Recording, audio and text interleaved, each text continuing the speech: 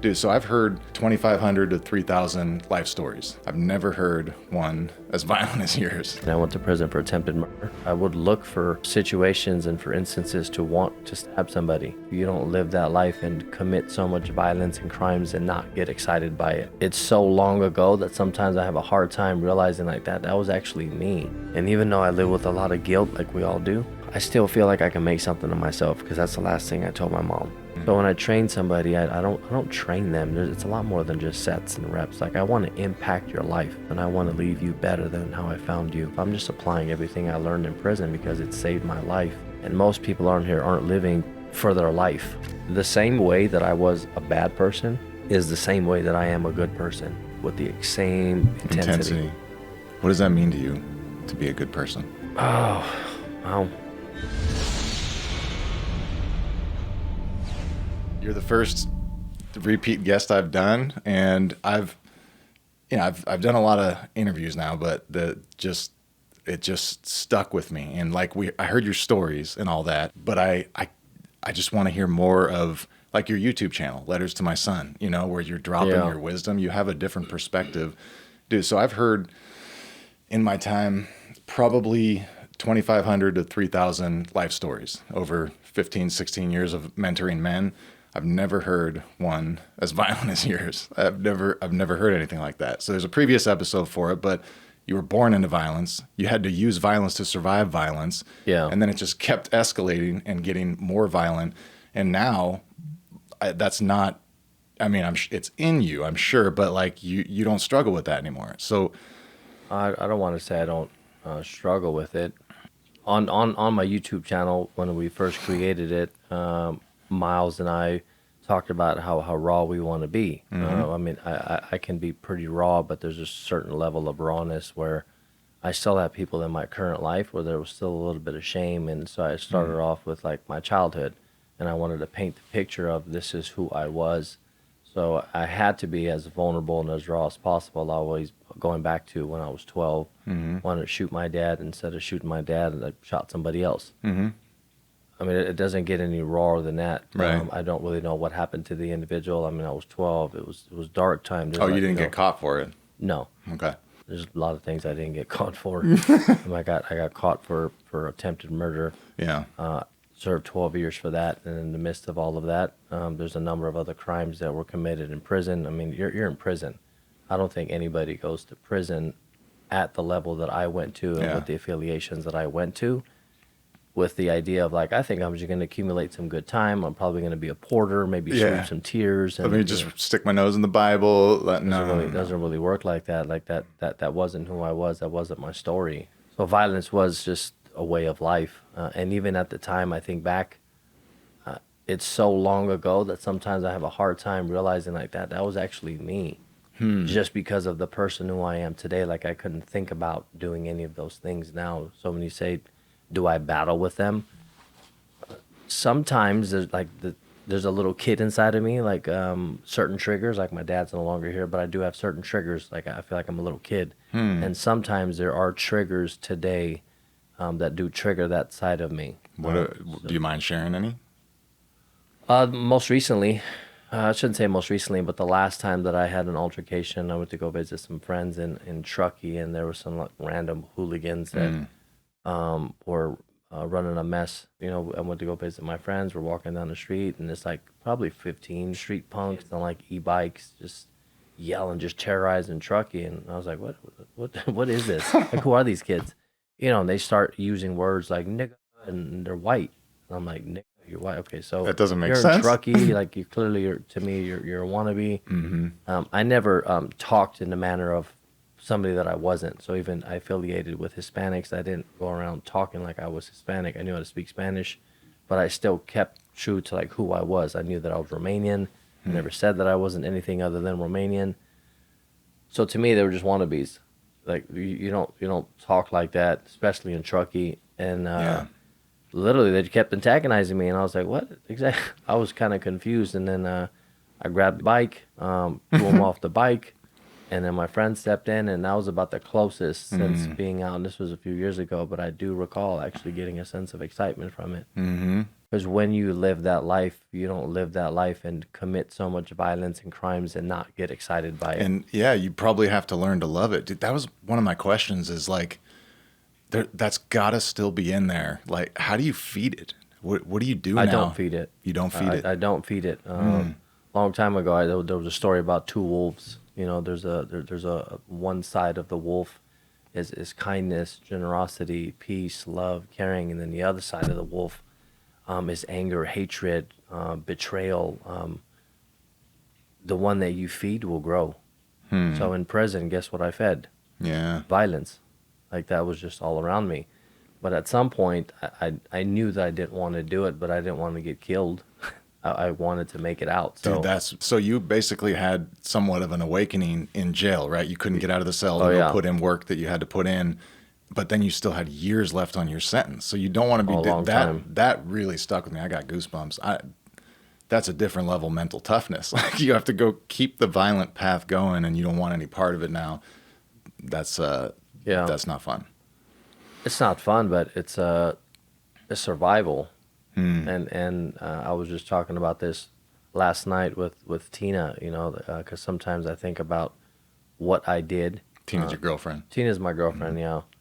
What I actually did to overcome all of the challenges that faced me while I was in there. Still participating in gang activities, still participating in a number of assaults in there. I was getting assaulted. So it wasn't like the violence stopped just because Joe had an epiphany. How Joe has an epiphany, all of a sudden the correction officers forget all of the violence that he committed, forgot that I was in there for attempted murder, forgot the affiliations that I did, forgot the most recent cell extraction that I got in, because I've been in cell extractions. Nobody forgets all that. Just because I had an epiphany and I want to change. You still have to continue on doing what you were doing for years. So even though it was painful and hard, I think it helps me out here. Just think about all the distractions that we have out here. We have a number of distractions. We get involved in relationships. That can also be a distraction if it's not influencing you or putting you on the right path to where you really need to get to. We're influenced with jobs that don't necessarily give us any fulfillment, but we have to make a living. So that could be a distraction. And I know most people don't look at things like this. Your friends could also be a distraction. So I have learned that anything that doesn't give me fulfillment or I'm not actually contributing to is a distraction. And I need to make sure that I'm careful with what I get distracted with. Social media, podcasts, like, why am I doing it? Hopefully I'm helping somebody, and ultimately that's what I really want to do. If I can just leave you a little better than when I left you. And you may be phenomenal already, but if I can maybe give you some perspective, I feel like I'm winning and I'm actually accomplishing what I'm supposed to. It's giving me purpose.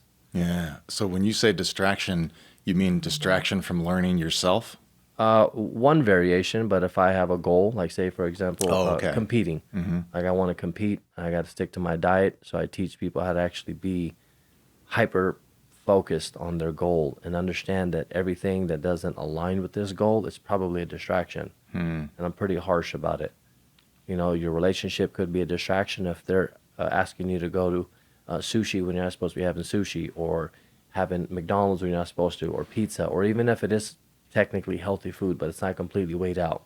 You got to have discipline in order to accomplish your goals. Anything else is a distraction. That's how I managed to keep myself from being distracted while in prison. That's all I had was distractions. My cellmate was a distraction. Being a porter and visiting was a distraction. Having to bring in drugs, they were all distractions. So I had to figure out, how do I still participate in these distractions, but still stay focused on knowing that I really, really want to get out of prison. And I have to do some personal learning. Like, what do I want? I understand that this is exciting for me. So if violence is exciting, do I become a fighter when I get out? Probably not going to work. What if somebody ends up dying and getting killed in the ring? I'm going back to prison. So I thought about all of this personal development in the midst of being with distractions. And it wasn't that somebody told me I had to do all of these. I didn't have a mentor. I didn't have, all I had was books. That's all I had. I had books, and I had a desire to learn. So you would just read until you found something that interested you, and then you would continue down that path of learning. Correct. Yeah, like Entrepreneur Magazine, Success Magazine. Those are the literatures that really, really opened up my eyes to, I don't necessarily need to go ask somebody to give me a job. I can acquire work through a service. So that's when I really started to think about, maybe I don't need to go get a job. Maybe I can create one.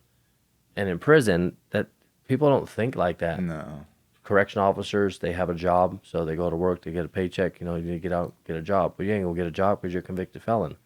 Okay, well, I thought that was a problem. Like I didn't see any solution to that. So if I'm supposed to get out as a convicted felon for attempted murder, I'm supposed to get hired by who?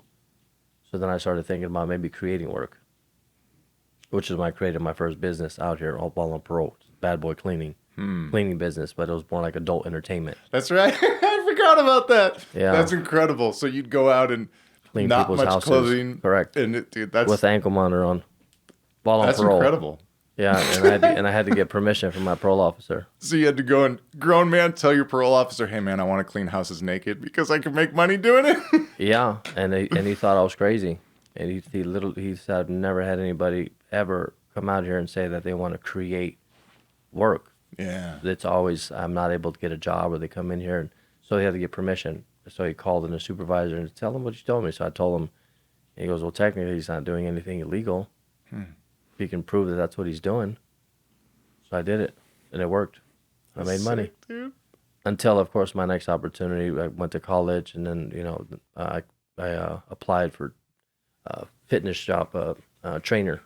Then I didn't have a certification, so I went online, found one else for free, took the test, passed it, came back in. It just wasn't nationally recognized, so I had to train the district manager. I had to train the fitness manager in order for me to make my way in. But I've always been bullheaded. Like nobody's gonna tell me I can't do something. In prison, right? I'm not the right color. You shouldn't be running with these people. So I've always been the black sheep of my family, black sheep of the gang I ran with, because I just looked a little different. I'm used to being different, and I'm used to people just underestimating me. I'm used to it. But it also gives me the advantage because you do underestimate me. That's true. Yeah. So while other people are not doing what they're supposed to do, I read and I devoured books in prison. That's the best way to put it. Yeah. Because after that, I would just write. I also love to write. Like poetry. Not poetry. Well, I was dyslexic, and then in prison I would write letters. So I wrote thousands of letters. You're dyslexic, and you still taught yourself everything you know through reading books. Correct. How did you get over? You just have to read the same thing 50 times. I had to read it over and over, and I do have a speech impediment as well too. So I stuttered, which I don't stutter anymore. No, you don't. Yeah. So I overcame all of these things on my own. My parents didn't have any money, so I couldn't get like a speech therapist. My parents didn't really understand like what was wrong with me, and I knew that I was embarrassed to read out loud. And every time I read out loud, I would start to stutter, and I really didn't see the words the same way. Yeah. So I'd have to get into fights because people would make fun of me. Yeah. So more fighting. So I didn't really like to read out loud. It wasn't until I got incarcerated at 13 that I really started to write letters. And then even then, the letters were shitty at best. People would have to proofread them. My friends, they'd laugh at me. Like, what is this? Like, what? I don't know what this says. Like, because the letters were actually like P's were B's, and they're like, that's not how you spell this. Yeah. But I thought that that's how it was. It looks the same in your mind. Yeah. Yeah, so it took me a long time. So from 13 until 17, 18, like I had a really, really hard time writing. Like I had a dictionary, so if I wrote a letter, I needed my dictionary and a thesaurus. The thesaurus, I wanted to use different words. So I got really crafty man, with nobody words. handed you shit in this life.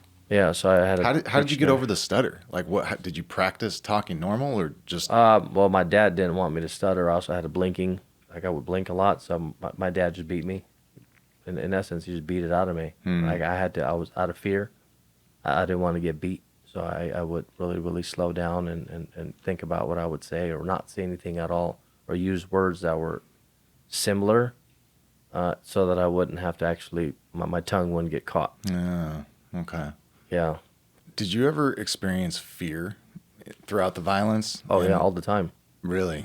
I experienced So you fear. never really get used to it. It's still, there's nerves. Like when you know you got work to put in and someone's going to lose a life. I just talked about this with a friend of mine at the gym. I explained to her the difference between the sociopath and somebody that actually is still, I want to use the word human. Like we still feel I love, like I love my girlfriend. I'm in love. I care about her. Like I care about her opinions. I care about what she thinks about me. I care. But I also got hatred in me. Like I hate a lot of rage. But if you're a sociopath, I've seen they just don't really respond to a lot. Like their heart rate doesn't fluctuate. They don't really clam up. Their words don't really shake. Like, sometimes you have a conversation, people get heated. These Yeah. are physiological effects that happen. Yes. Sociopath, you don't experience any of that. Nothing. So no adrenaline, no. Nothing. Huh.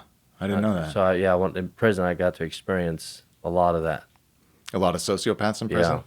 Oh, absolutely. That makes sense. Yeah, absolutely. So that's where I learned my little theory about fear is temporary. In the moment that you move, no, fear is no longer there.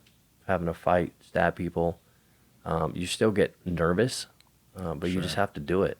Because if not, your nervousness is going to kill you, literally. Literally, So in your situation. unless you've been in that position where you have to, it's kind of hard to tell of whether or not how your physiological state's going to be.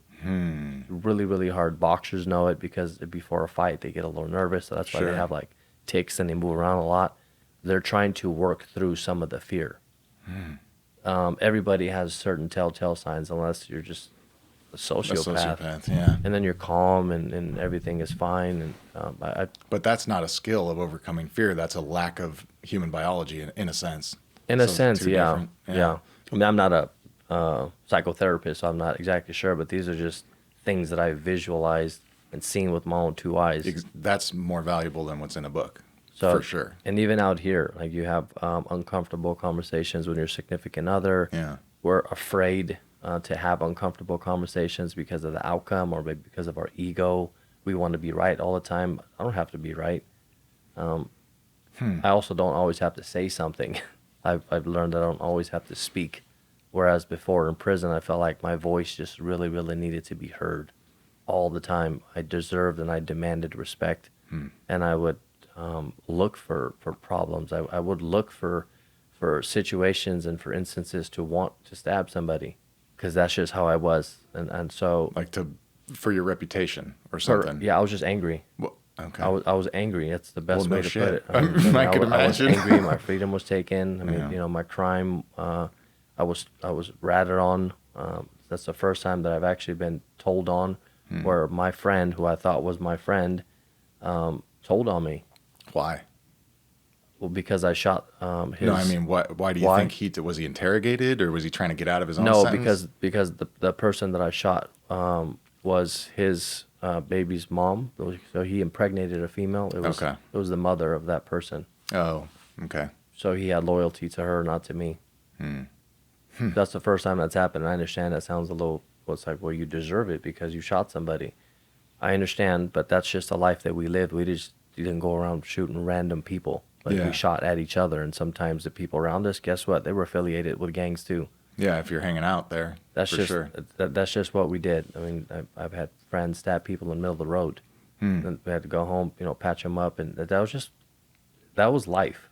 It wasn't a movie. That was just life. Yeah, I don't think people can relate to living in a constant state of violence and what that would do to the human psyche and how it would transform you and how you probably get to the point, and I don't know, but like you said, you look for it or you embrace it or you enjoy it. I mean, there was I just many don't a think time. many can relate to Yeah, that. there was many, and also too. This was in America. This was in Oak Park, Sacramento. Yeah. Wasn't like some third world country where, my God, people still live like that today, right now, like all the time. I don't know what the violent level is, but we would patrol when I was a teenager. Patrol our neighborhood that we belonged to with firearms and shoot people that didn't belong there. It's not Just for uncommon. not belonging. Just for not belonging there, yeah. I mean, if you think about it, it's kind of like the military, right? We send Yeah. military out there and they patrol the streets, and if somebody doesn't belong there, guess what? You're gonna get shot. Yeah. And that's pretty much That the is military. like, yeah. Except I wasn't allowed to do that because I'm a citizen, and the gun was stolen. It was illegal. So there's a number of things that, yes, it's like the military, but I'm not military. And I was a Right. teenager. I was a hooligan. We were just running amok. But that's what my life consisted of for many, many, many years, from 12 until went to the California Authority, same thing. Then I got out and still did the same thing. Ran drugs for one of the cartels. I would just ask, like, who are you running drugs for? I go, cartel. Oh, okay. Oh. Wish I didn't ask. Yeah. So a long time ago in Nogales, the tunnels, were there, and was locked up, and they found out that they were using those tunnels to run a lot of drugs. This was in the early, I think, 2001. Yeah, I mean, drug trafficking, you name it, I was a part of it. You can think about it, I was probably a part of it. Yeah, makes sense. So I went to prison, and then I was introduced to another level of violence. It's even more violent in prison? I Well, say yeah, that it's got to be, right? there's a lot more betrayal. Really? One instant, there was an individual pushing another individual on the yard. And usually you can tell there's like telltale signs on the yard, like the yard gets really quiet, as opposed to certain group, like you have tables and each table belongs to a certain sect, like Northerners, Southerners, whites, blacks. And it just gets really quiet and like eerie, and you're like, you can just feel it, like something's gonna happen. And sure enough, this one individual stabbed another individual that was his cousin. Wow. Stabbed him, I don't know how many times, 30, 40. I mean, he was stabbing him. You have to keep going until the guard stops you, right? Like Well, it was a blind spot. So you're literally just watching somebody get stabbed, what we think is to death, but he hops out of the wheelchair, and he starts defending his life, and he's just you can hear, even though it was from here to probably where the television's at in your living room, you can hear because the blade was really, we call them bone crushers. It was big. Oh, damn.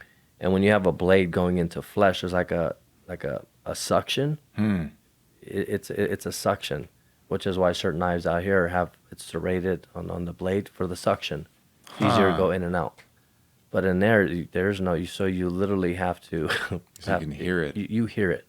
So you hear it go in and you hear it like sucking, and it just over and over. And I remember thinking to myself, then finally the yard goes down, he shoots and he throws the weapon, and you did the gargle that you hear is it's not a movie.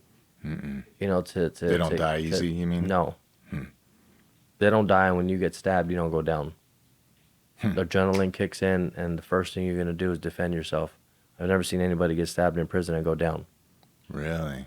They will defend themselves because that's just human reaction. Yeah. Doesn't mean they're gonna make it. It's just instantaneous, it's not a movie.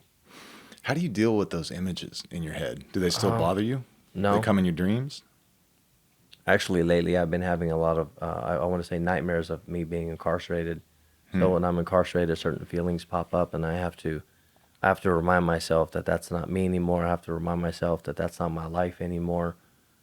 And I don't know what actually triggers all of these dreams of being incarcerated. And sometimes I wake up sweaty, and these memories of just me not being able to open up the door in the cell and sitting there. The longest I spent in a cell was 2.5 years in a room way smaller than this.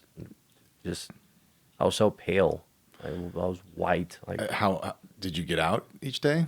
No, I didn't get out. Fuck. Yeah, because when you're on lockdown, I don't think many people could maintain their sanity. yeah, it wasn't administrative segregation or the whole. It was just the yard just kept getting into so many riots and so much They just conflict. locked everyone down. Yeah, so we would get like periodical showers, and so they'd crack your door, and then you'd go into the shower, then you have to lock the shower. But that was about it. So you went from one door down the tier to a shower back in, and then sometimes we didn't get showers that we were supposed to.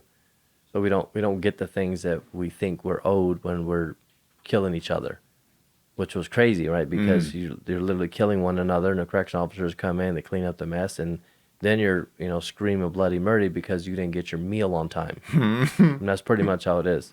And now that I think about it, it's like, you don't deserve a fucking meal. Like, you just killed somebody. If you stop and think about it, like, you took another life, and you guys are complaining about meals, but you still have to treat them as humans, because they are, even though we don't get treated like humans in certain facilities. And you understand now that, yeah, I committed crimes. Like, oh, now I that's what do. happened, But at the yeah. time, I was like, this is ridiculous. Just angry.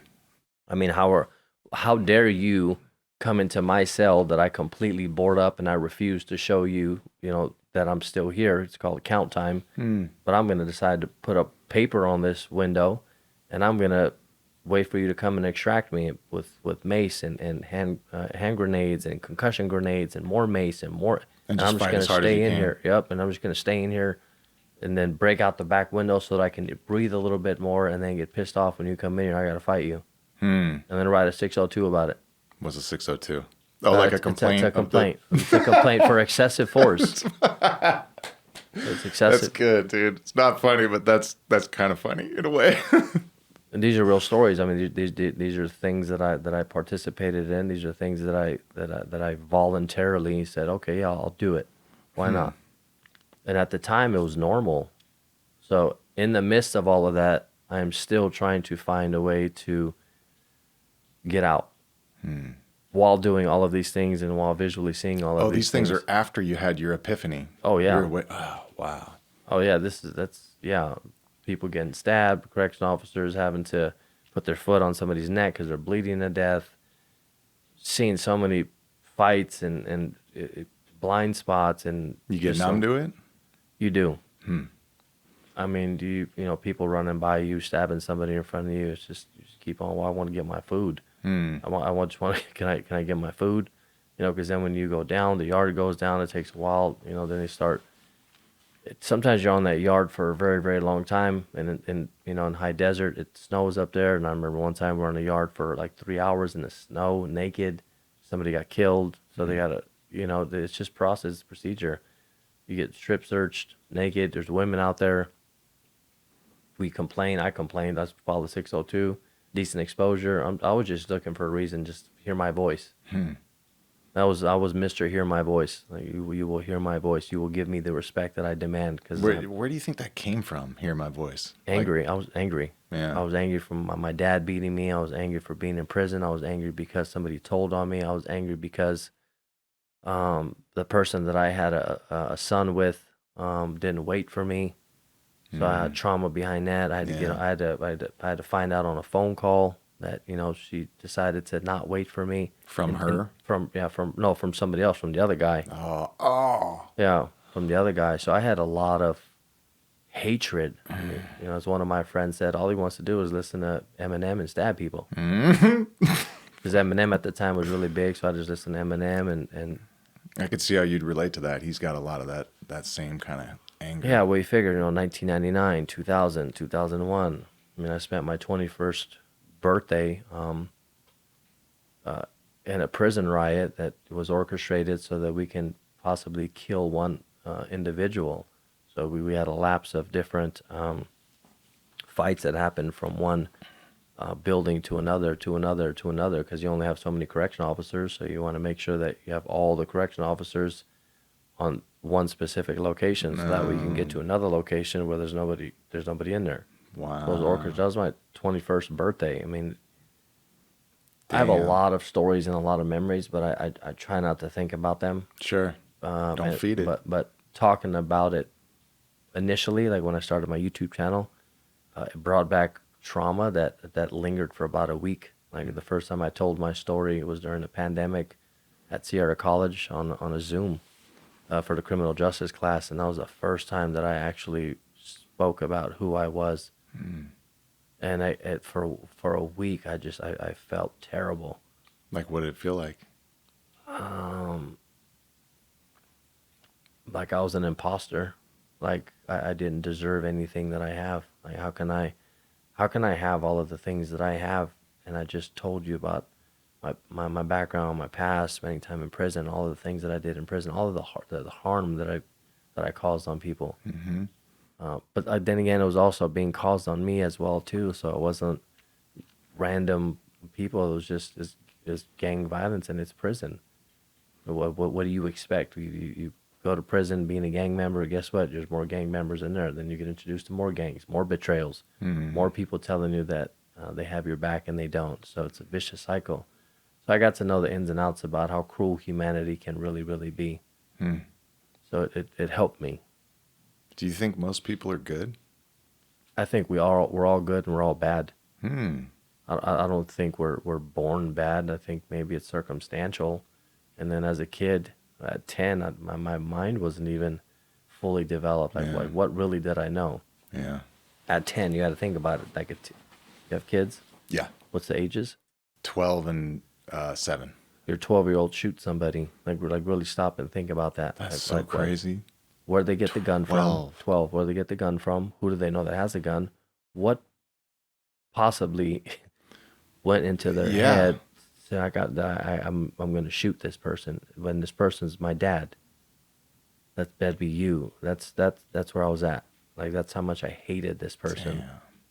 At 12. I mean, at 10, I was already in gangs, and it's a lot of violence, and I was beat a lot. Yeah. It wasn't like I was beat with like a hand slap, or I mean, I was beat with a belt. With I had markings all the time. And when I went to school one time, and I couldn't even lean back because my back hurt so much, and the teacher barely spoke English, and they pulled my shirt up, and it was just so bloody, and it was terrible. Damn. Called my parents in, and this, you can't do that here in America. And what happened?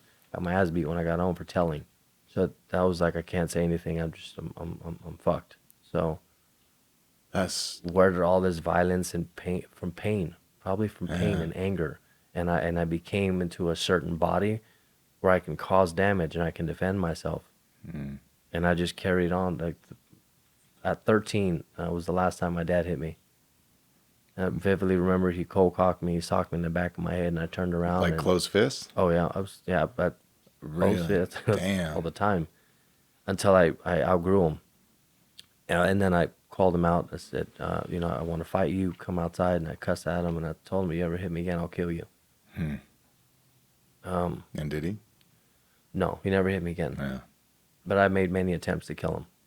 I've shoved many guns in his throat. I remember one time he beat my mom, and I came downstairs, and I had I can't remember the gun it was, but I remember just grabbing his neck, and I put the gun in his mouth, and I wanted to kill him. So bad. Ever since I was a kid, I wanted to kill him. Yeah. And then my mom came, grabbed me, and she just started crying. She just told me, last on pache, just leave him alone. And I didn't kill him then because of my mom, and still, but I just didn't understand why she loved him. I couldn't understand it. And then I took the gun out of his mouth, and he just starts talking shit to me. And I was like, I don't understand this. That happened on many occasions where I just really wanted to kill him. He'd get drunk, and I would talk to him, and I would tell him, I said, I just really want to kill you and fucking hate you. Damn. And he's like, well, I hate you too. And yeah, we had a very distasteful relationship. Yeah. Even when I got out of prison, last person I wanted to kill. When I got out of prison, I shoved a water hose in his mouth, and he was gargling, and I was like, what? He just had a way to get under my skin. Yeah. He's the only man that just had a way to get under my skin, and he was just toxic. He's about Was he violent before he He was in the military in Romania. He was in the military, from my understanding. At the time, it was dictatorship. So Nicolae Ceausescu was the dictator, and he did get a visa. It took 7 years, just before I was even born, and then he gets the visa, and we all come over here from Romania. I try to justify why he was the way that he was. I put myself in his shoes many times. Probably had everything he could have ever wanted there. He was in the military, so he had everything. He had a good job. From my understanding, he did electrical work for one of the most beautiful countries in Romania called Arad, and he did all of the electrical work in I want to say in the 70s. So he was somebody of influence in a communistic country, but he still wanted more and better for us. And he comes to America, doesn't speak the language. Things don't pan out the way that he probably wants. He's probably bitter, angry. Moved to Alabama, then Texas, same thing. Works for like Continental Airline, just random jobs, nothing, like no career. Then we moved to Sacramento, and then in Oak Park, and then he still doesn't land anything. He dumpster dives. He brought home food from the dumpsters because we were poor. I didn't have a lot, and so you got to think about it. He's probably suffering from embarrassment. Like, I can't take care of my family the way that I did. So he's probably just mad. So he just drank himself to every day. He's an alcoholic. That was my dad. Wow. But he always got up and went to work every day. No matter how much you drank. No matter. I learned that from him too. He taught me what not to do.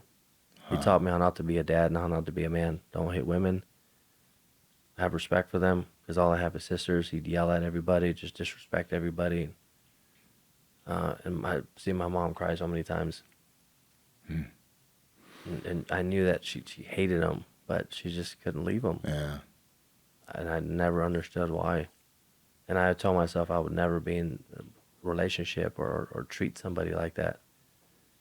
And not violently, like physically violent. And then come to find out, with even in my marriage, like I was no different. My ex-marriage, I was an asshole. And I didn't even realize it.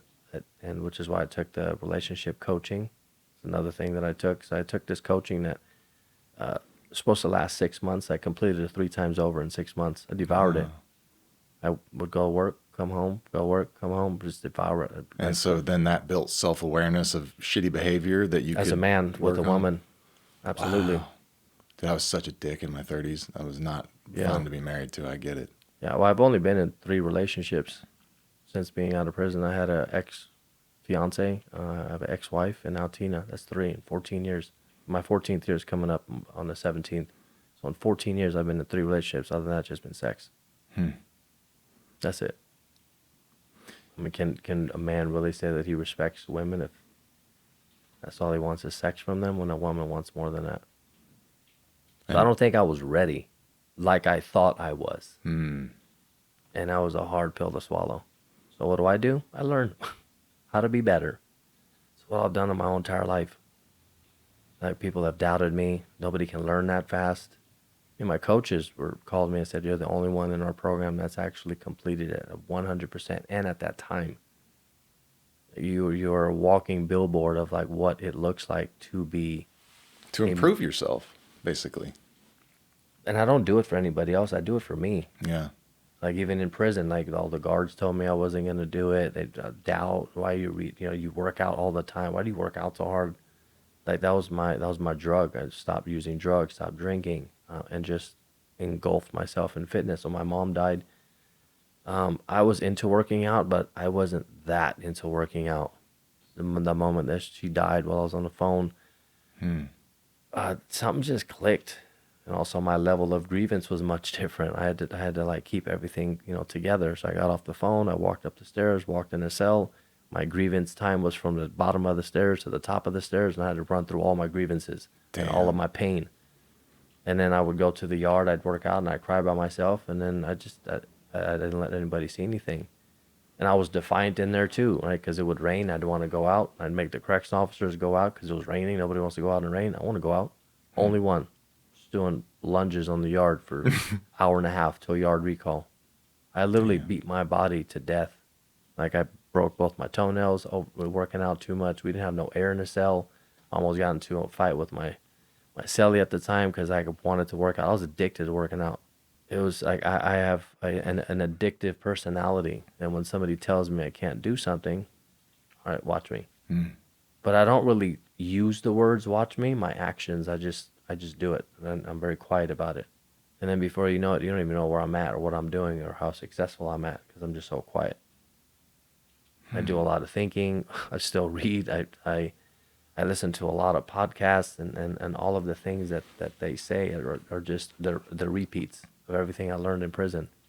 I haven't learned anything new out here that I didn't learn in prison from all of the self-help literature.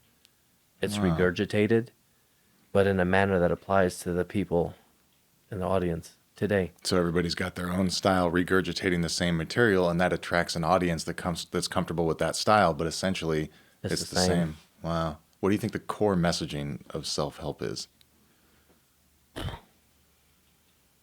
mean, I feel like I've recreated myself I don't know how many different times. Yeah. Necessity is a big one. I don't think that I would have. People will not change unless it's out of necessity, and out of necessity we will change. The rate that you change, I can't tell you what that is. Some people are faster, some people are slower. I like to say that I'm on an accelerator program. You can condense the amount of change. We all want change, but out of necessity only. I want to be a better man. For who? For you, or for your friend, or for your wife, or for your girlfriend? We all say it. but then we fall right back into our traps of habits. So to have like long lasting change, you need to be very, very aware of your shortcomings, how you talk to people or how you talk to women, and you need to catch yourself in the moment. Like I told you in the living room that while I was in prison for 12 years, all I did was live in my mind in the past.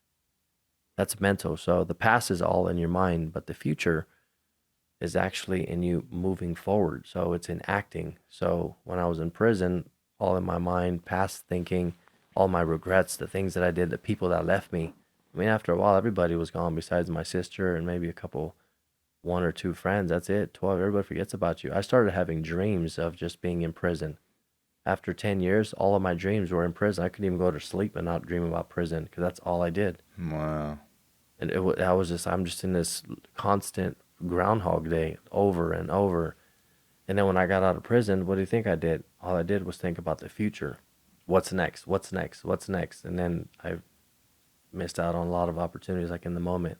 Oh, because you weren't in the moment. I wasn't. I was always thinking about what's next? What's next? What's next? How do you stay in the moment now? Out of necessity. My girlfriend is a huge anchor on I want to be a better man for her. I know that I'm a good man for a lot of my clients. I mean, I have 12 to 13 appointments a day, and they all care about me. And how do I know? Because they show up for me. I'm having a party on Saturday. Probably gonna be about 100 people there. I had one previous year and, at my client's friend's.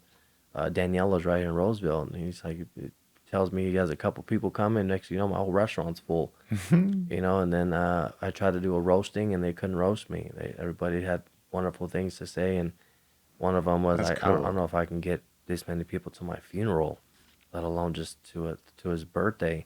I want to be present because there's a lot of people in my life that I feel are hurting and are in pain. And if I can take that pain away, I feel honored because I've caused so much pain.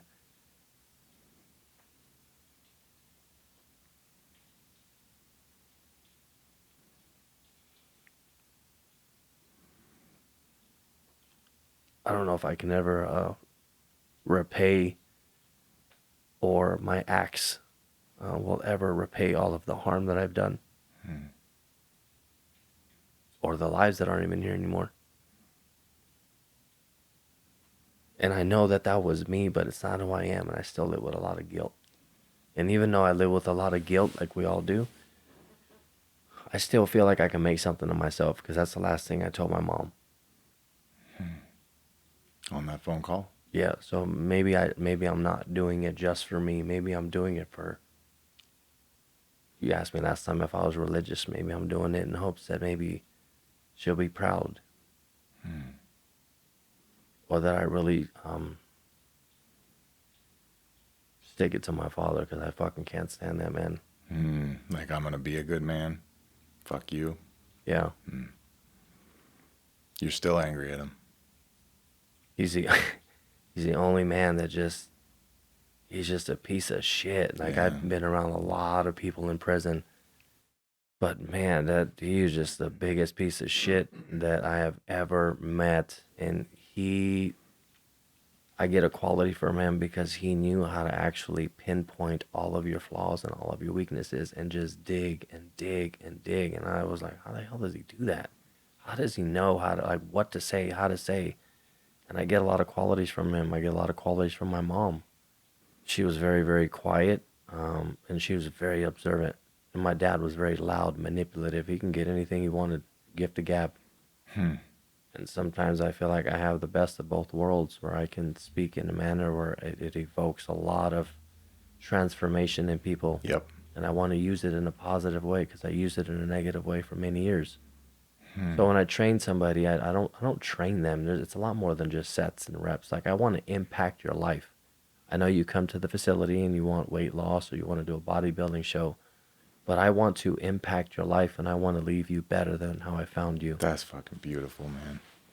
That's what I do, and that's what separates me. Same thing when the podcast that I did with ISSA, what separates me. I do it because there's people that will never get out of prison. My perspective is so different. I'm not just a trainer. I use that modality to move the body, because I do believe that a fit body is definitely much better than an unfit body. Definitely. In prison, out of prison. And I think now more and more people are starting to realize that. But when I hear people talk about fitness, like I got online coaching and, people like, oh, you can make much more money. I know that I can make a lot more money, but I don't think that I can impact as many lives as I do now. Because no matter how many online clients you have, they're not going to really get to know me, and I'm not going to really get to know them by sending them programs that they can get for free, and I'm charging them. You can get that stuff online for free. My mission is to impact lives, and I can't do that online through random workouts and programming, because that's not what I do. Like, I need this one-on-one connection, and I think our phones are taken away from that. It's the biggest connection, which is why a lot of us are disconnected. In restaurants, I see couples, imaginary couples, everybody's on their phone. That's mind-blowing. Even trainers are on their phone all the time, and then I look around and I'm like, this is such bullshit, because this person is coming to you asking for help. That is what that is. How can you help them while being distracted? You can't. You can't even help yourself, let alone help somebody else. I learned all this in prison. I didn't come out here and learn any of this stuff. I'm just applying everything I learned in prison because it saved my life. And most people aren't living for their life. We're not hunting for food. We're not having to. Yeah, we're not surviving. We're not. We're actually just on autopilot. Too much abundance, almost too many resources. It's also information overload. I don't think we need more information. I think we just need more application. Mm-hmm.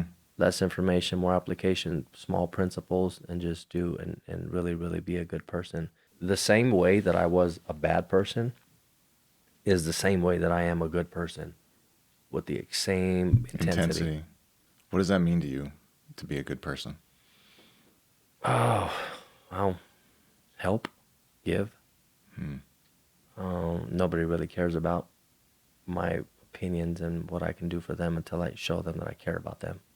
And you show them by staying present, staying off your phone, and I show them by sometimes giving them free training. Some of my clients struggle financially with bills, and I understand that. And then I'll give somebody a month or 2 month free training. I've done it plenty of times because I actually care. I've never actually verbally told it, and I've never spoke that out. I go above and beyond.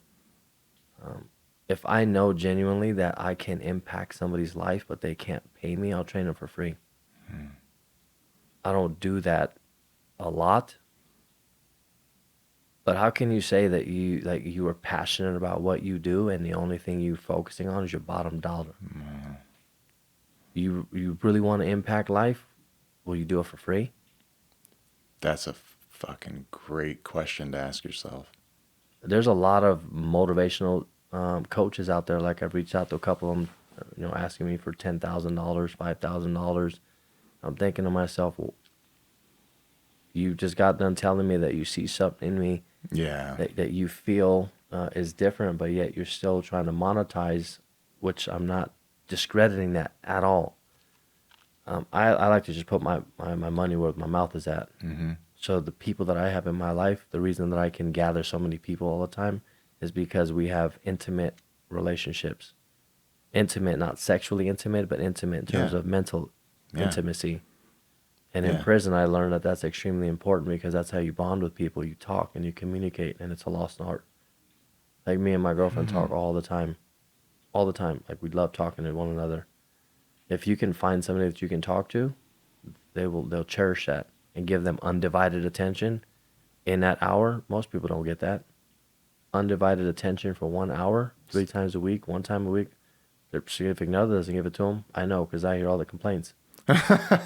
So they work out and they talk to you about their life and I'm like a therapist. I think, like I said, I have about 35,000 hours of training. That's 35,000 conversations. Wow.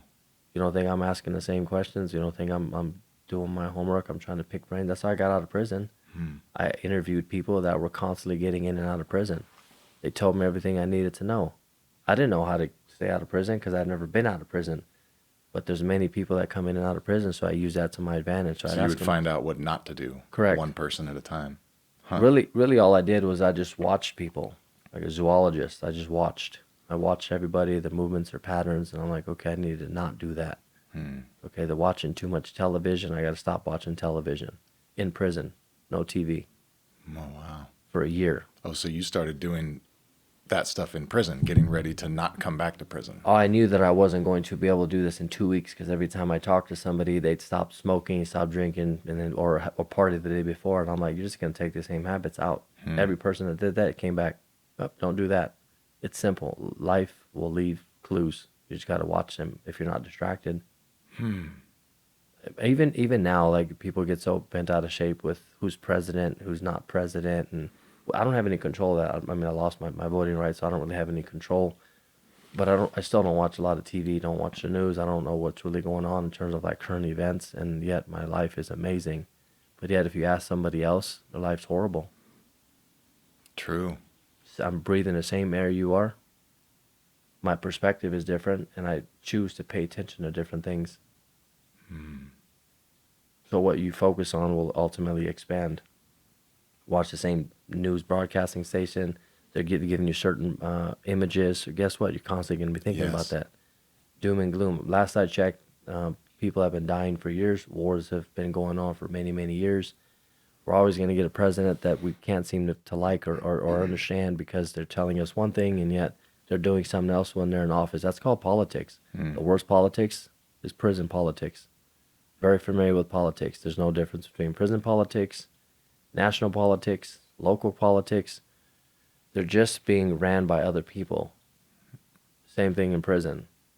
It's just it's greed. It's a number of different things that people want to accomplish. So whether it's politics out here because they're ambitious, power, same way in prison, power.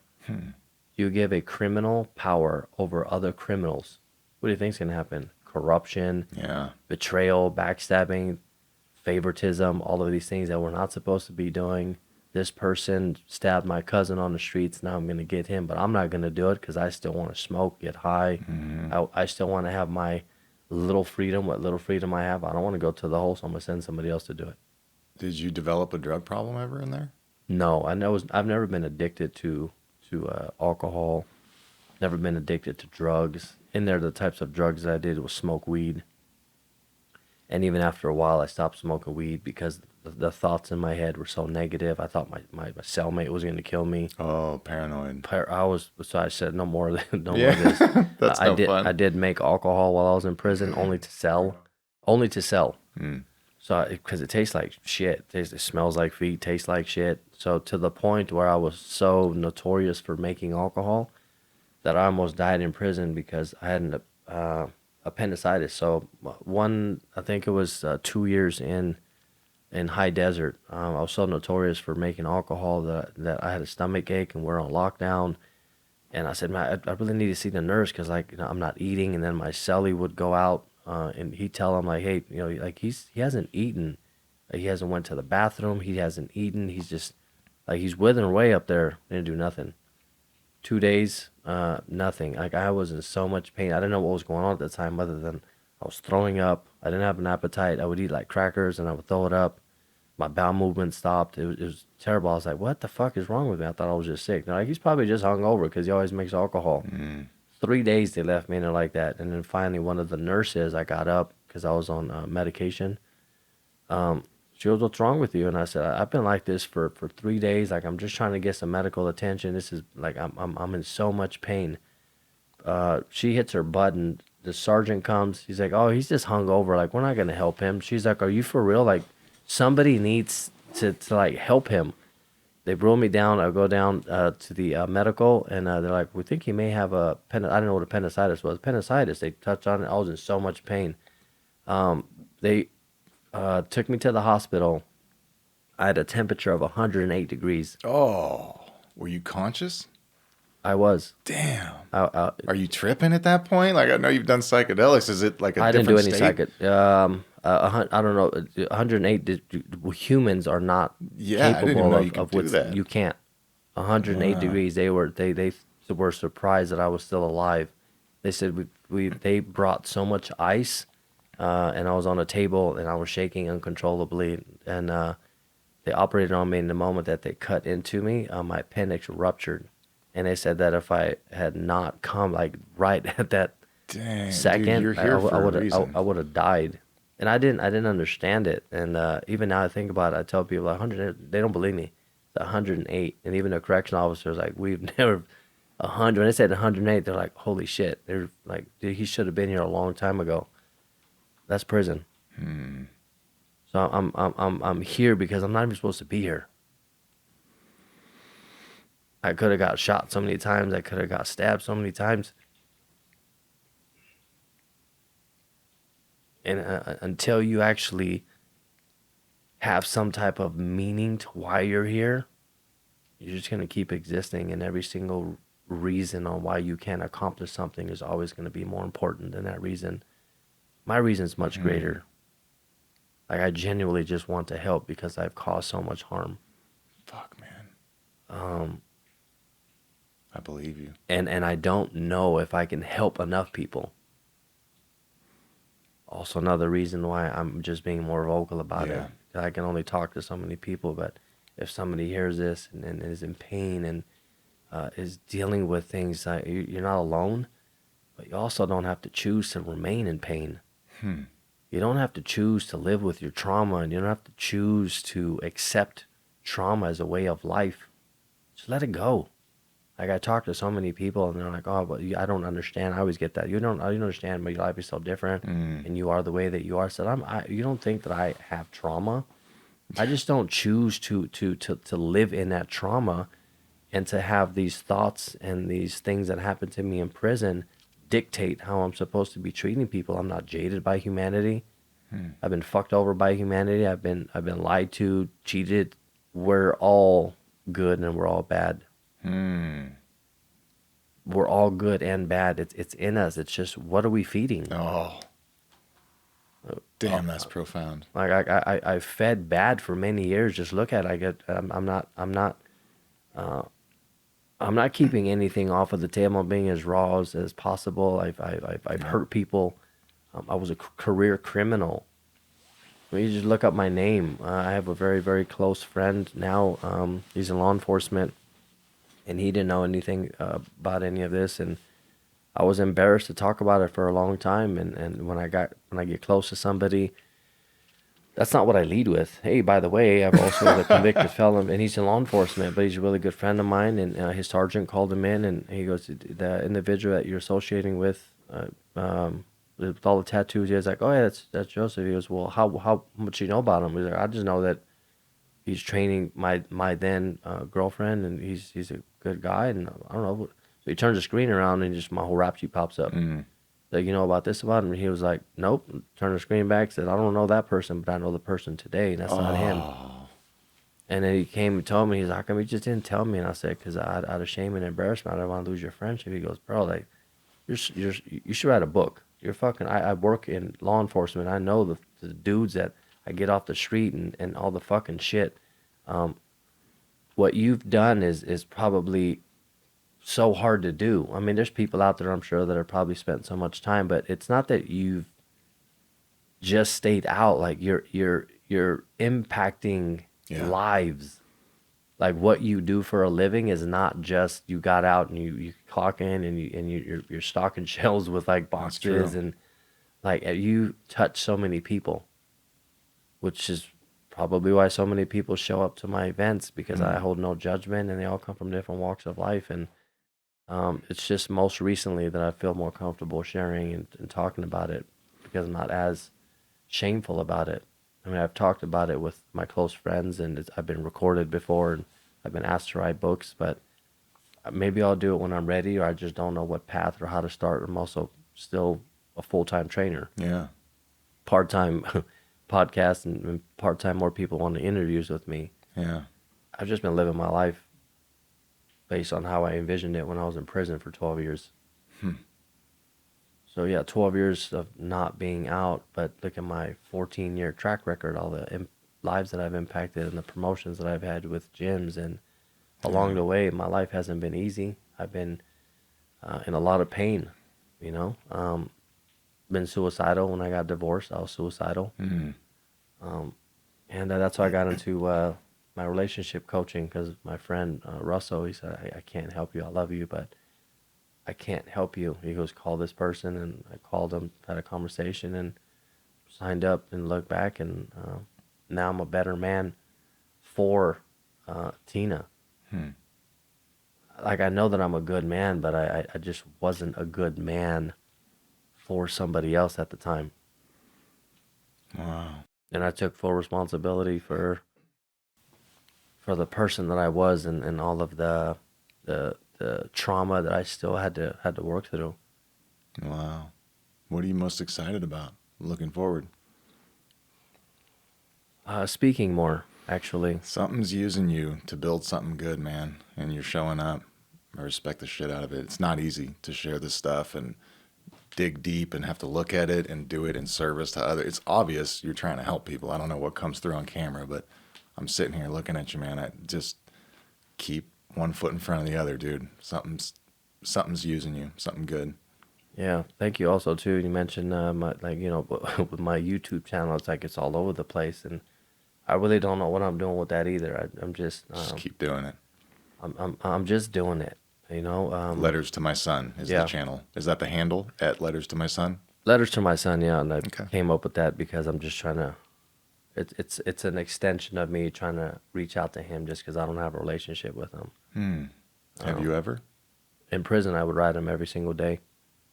Yeah, and I came up with that because letters to my son in prison. That was my most flourishing relationship with him was in prison. Letters, letters, artwork, and then we just. I got out and he wanted money. I didn't really have the money to give. I was like trying to get on my feet, and then the people that raised them, they had more authority than I did, rightfully so. I mean, I was away Sure. for 12 years. I'm not in denial, but I didn't come out here to live my life for somebody else. As harsh as that sounds, I didn't come out here to live my life for my son either. Because if I did, I don't know if I would be the person that I am today. So in the process of the man that I am today, I also lost my son again. And there's no amount of I'm sorry that's going to make up for that. Now it's just a matter of whether or not I am forgiven, but I'm still going to continue to live my life, and I'm still going to continue to try to impact and influence people, because I'm not just going to live for one person. I'm going to live for me and to impact lives. And I've also learned because of prison on how to shut certain feelings down very fast, just move in a different direction. What do you mean by that? I'm good at still showing up for people and showing up to work in a lot of pain. I can tolerate a lot of pain. Like I blew my growing, and my testicle was swollen 3 times its normal size, and still showed up to work. Damn. Strained my right glute, still showed up to work. Short of me dying, I will show up. 102-degree fever. And sick, that's because other people need you. Yeah, I'll show up at whatever Wow. capacity I'm in. The problem I see personally with a lot of people is we're not willing to show up because we don't feel like it. I don't feel well. Got a headache. For something like this, if I don't feel well, it's probably not going to come across the best, which is why last week I couldn't. I literally didn't feel well. Like I don't want to present that on here. Like I want to be well and I want to present my best self. If it was the last time I was going to be on earth, I'd probably show up. We just need to show up for one another more, and this is the way that I show up, by being present and not being distracted while I'm with you. And I give that to Tina. I give that to every single one of my appointments. Damn, I needed to hear that. Whoever you're with, they get full Joseph. I love that, dude. And in its most raw form as well. You want to know about me. You want to know about like, what I Authenticity. did the previous night. You want to know about how I managed to stay up all night and still come in. And like, well, what is it you want to know? I'm not embarrassed about anything that I do right now. And I think a lot of people are. Yeah. I think we're embarrassed about maybe our sexuality. We're embarrassed that maybe we still dabble with certain drugs because of the addiction problem. Not everybody is addicted to things. It's not a problem. The problem is with the person themselves. It's not it. Like the whole thing with guns, is it the guns? Is it the bullets? Yeah. It's the person. Yeah. Last I checked, when I was a criminal, it didn't matter what the gun laws were. I was still getting guns and bullets, but it was me. Good point. It was still me at the bottom line. Look at me now. Now I have access to getting all kinds of guns and firearms, and I can't own it, so, but I don't have any. Yeah. But I can, so it's still me. So everything starts and ends with us. And I think if we just stopped and realized that, instead of always waiting for something else, for somebody else, I can't do this because somebody else, it's not the right time. I don't know if I can accomplish that because my wife, my husband, my kid. If you're an amazing person for you, then your wife and your kids will benefit. But if you're constantly putting things off for them and saying that it's for them and it's not making you a better person, I think you're doing them a disservice. You're showing up for them at 70% of you rather than 100. Huh. I'd rather show up at 100% of who I am and my authentic raw self, and maybe run the risk of maybe I say something that doesn't really resonate with you, but that's okay because I'm still going to say what I'm going to say. And I've been known to do so, where it's like, Joe, you can't say that. A lot of my friends are like, Joe, you can't say that. And I'm like, well, why not? And they stop and think about it. Well, it's not socially accepted. I'm not here to socially be accepted. I've been not accepted for many, many years. And I think that we get too wrapped up into how we're supposed to be, and we lose track of what do you want? I'm supposed to be like this socially. I'm supposed to be like this because my political viewpoints pushes me in this direction. Well, what is it that you want? I don't come across too many people that can authentically tell me what they really, really want. What do you want? Like, what do you want from life? What do you want? I know that you got a job you don't like and you just show up and you're still trying to make ends meet, but what is it that you really, really want? They probably don't know. Too They don't. distracted. Wow. At least I wasn't distracted in prison. Like, I had 12 years to figure it out. And that was by choice too. You could have been distracted. How do you did you have to be like unaffiliated before you leave? Like how do you No, get I out was of still I was still affiliated. Like, I still ran with the people that I ran with. after prison? Not after prison. When I got out of prison, that was it. Okay. I did not. I couldn't. Yeah. Because then you would just be asked to do things and you just go right back to what you were doing. So I knew that I needed shelter. My shelter was with my son and his guardians, but then we had a falling out, and then I moved in with my sister. Then my dad moved in with them because we all knew one another.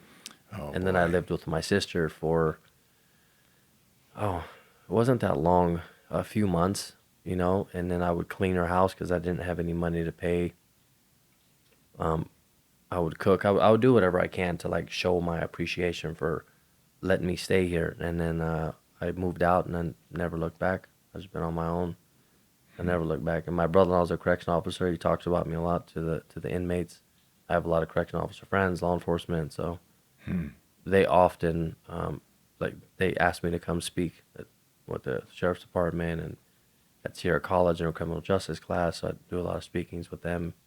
So hopefully I get more speakings, and each one's I think different. so. Yeah, each one's just a little bit different. You know, even with Angela, she's like, I'm trying to figure out like how we can something there. I don't. I feel it quite too. She's feeling the same know thing. Yes. what, you know, because we all hear stories. You know, there's very, very popular, famous people that, you know, do well things out of prison. I'm not the only one, but it's not a very, very common theme. It's just I'm not out there. My stories are a little different too. Yeah, a little bit. My viewpoints are much different. What things I participate in right now are much different. I want to. My friend Jared says, you know, Joe likes to extract life every day, and he wants to live life to the fullest because it may not be here tomorrow. And I really, really try to do that. That's why I try to show up for as many people as possible, and that's why I am and I do what I do, and I'm so present. Like I'm hungry for life, and I don't make any excuses for it. That's sick, dude. So you last time I know you said you don't believe in God. Do you believe in an afterlife, or do you think this is it? I believe in energy. Yeah. Okay. so the energy leaves and goes somewhere. Yeah, if you stop and think about it, there's so many. I don't know what your religious beliefs are, but there's monotheism, and then prior to monotheism, there was poly. The Romans had it, the Egyptians had it, Sumerians had. They believed in different things. I also stopped and thought about, because I was in prison when I studied religion. I thought about. I said, I'm in an opportune position to actually experiencing what it would be like to live back then, right? Typically, we utilize today with technology, and we read books, and it's like they're fairy tales, but these were written in a time for people that were very, very poor, and you had like aristocrats, so kings and queens, and you had families, and then you needed to keep the people tame, like you calm. So then you have these beliefs, and if you keep people focused on other things, distractions, and you be able to keep them at bay so that you can keep making your money and doing your whatever it is that you're doing. This is many years and then all of a sudden you get monotheism, Judaism. Judaism's the first monotheistic god that came out of Egypt. Okay, so then you have the Jews, and then from there you got Christians, and then of course simultaneously you also have the Muslims. So you have these three huge religions now, back in a time where it was still primarily multiple gods, in slavery. So they were enslaved. So I'm thinking to myself, well, maybe somebody could have said, you know what, in order to get these people out of being slaves, I just need to be their voice of reason. And then in the midst of all that, writings happen, and you get translated, and somebody else gets a hold of it, because that happens in prison. I wrote a an essay, and I asked 5 different people to copy it, just copy it. By the time it got back to me, it was totally different. Really? I just said to copy it word for word, but the problem is we take this and we're like, I'm gonna spruce it up a bit. Oh, So you mean to tell me that that's not gonna happen from all the way back then? The writings and everything that happened, even today, like we have new forms of religions that's constantly forming beliefs. Um, I just got to the point where I was just so confused and tried to figure it out that none of them really spoke to me, and they all spoke the same language. There's something else out there, higher power, do good things, except one of them is more on, if you don't do these good things, you go into hell. But if you ask for forgiveness, then you'll be forgiven. And I'm like, okay, well, I'd not just be a good person then, and not have to like completely just go this way, because they all have good teachings. Muslims, Christians, they all have phenomenal teachings, but they're all the same teachings. Do good things. We're put on this earth to do good things. Love one another, don't steal, don't cheat. These are all just humans being humans. But you put it in the hands of somebody that's corrupt, like in prison. Okay, they're gonna take this material and they're gonna corrupt it, and they're gonna use it to their own benefit. I see. And I seen the reality of that in prison. People were just hiding behind it, and I read and I read, and nothing really gravitated towards me, but energy gravitated towards me.